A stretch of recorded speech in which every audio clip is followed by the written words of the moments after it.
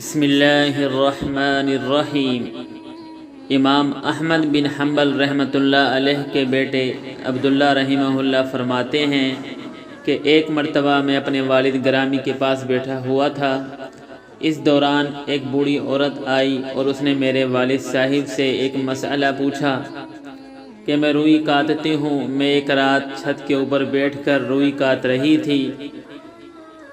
حکومت وقت کی پولیس کا داروغہ گلی میں سے گزرا۔ اس کے ساتھ روشنی کا بڑا انتظام تھا۔ وہ وہاں کسی سے بات کرنے کے لیے رک گیا۔ جب روشنی بہت زیادہ ہو گئی اور مجھے روئی اچھی طرح نظر آنے لگی تو میں نے سوچا کہ میں ذرا جلدی کاٹ لوں۔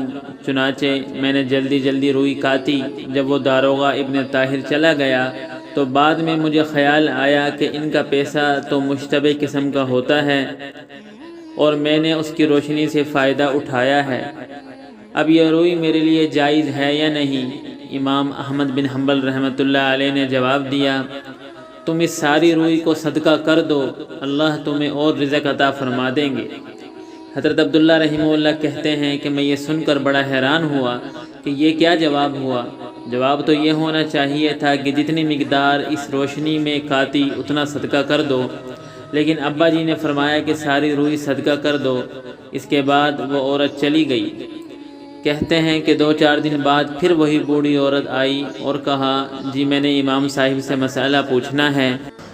چنانچہ وہ امام صاحب کے پاس جا کر مسئلہ پوچھنے لگی کہ میں رات کو چراغ کی روشنی میں روئی کاٹتی ہوں تو کبھی کبھی چراغ کا تیل ختم ہو جاتا ہے تو چاند کی روشنی میں کاٹنے بیٹھ جاتی ہوں۔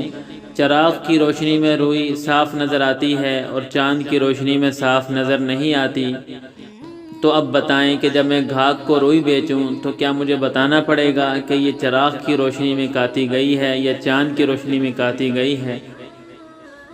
امام صاحب نے فرمایا، ہاں تمہیں بتانا پڑے گا۔ اس کے بعد وہ دعا دے کر چلی گئی۔ فرماتے ہیں کہ جب وہ چلی گئی تو امام صاحب بھی اس کا تقویٰ دیکھ کر حیران ہو گئے اور مجھے فرمایا کہ اس عورت کے پیچھے جاؤ اور دیکھو تو صحیح کہ یہ کس گھر کی عورت ہے۔ حضرت عبداللہ رحمہ اللہ فرماتے ہیں کہ جب میں پیچھے گیا تو وہ بشر حافی رحمہ اللہ کے گھر میں داخل ہوئی۔ پتہ چلا کہ یہ بشر حافی رحمہ اللہ کی بہن تھی جس کو اللہ نے اتنی تقویٰ بھری زندگی عطا فرمائی ہوئی تھی۔ اس وقت کی عورتیں بھی حرام اور مشتبہ چیزوں سے اتنا بچتی تھی، قیامت کے دن تو یہ عورتیں بھی ہم سے آگے بڑھ جائیں گی۔